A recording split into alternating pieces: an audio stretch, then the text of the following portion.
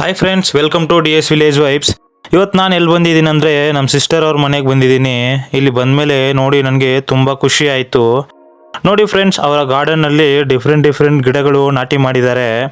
ಸಣ್ಣ ಜಾಗ ಇದ್ದರೂ ಕೂಡ ತುಂಬ ಚೆನ್ನಾಗಿ ಮೇಂಟೈನ್ ಮಾಡಿದ್ದಾರೆ. ಮೊದಲು ನೋಡಿ ಇಲ್ಲಿ ರೋಸ್ ಗಿಡಗಳು, ಒಟ್ಟು 3 ರೋಸ್ ಗಿಡಗಳಿದೆ. ಒಂದು ಮೆರೂನ್ ಕಲರು, ಒಂದು ಬೇಬಿ ಪಿಂಕು, ಮತ್ತೊಂದು ರೆಡ್ ಕಲರು. 3 ಗಿಡಕ್ಕೂ ಚೆನ್ನಾಗಿ ಹೂ ಬಂದಿದೆ. ಇಲ್ಲಿ ಮುಂದೆ ನೋಡಿ ವಾಟರ್ ಆಪಲ್ ಗಿಡ ನಾಟಿ ಮಾಡಿದ್ದಾರೆ. ಒಟ್ಟು 4 ಗಿಡ ಇದೆ.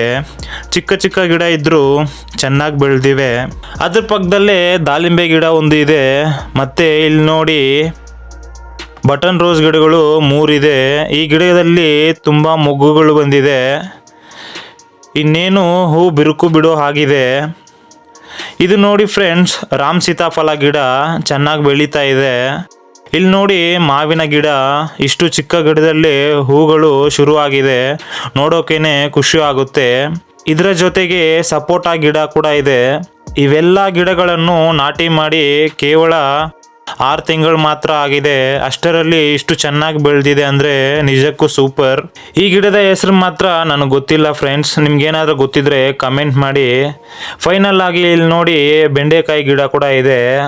ಹಳ್ಳಿ ಮನೆ ಗಾರ್ಡನ್ ಅಂದರೆ ಇಂಥದೇ ಇರಬೇಕು ಅಲ್ವಾ. ಸಣ್ಣ ಜಾಗ ಇದ್ದರೂ ಸರಿಯಾಗಿ ಉಪಯೋಗ ಮಾಡಿ ಇಂಥ ಒಳ್ಳೆ ಗಾರ್ಡನ್ ಮಾಡಬಹುದು.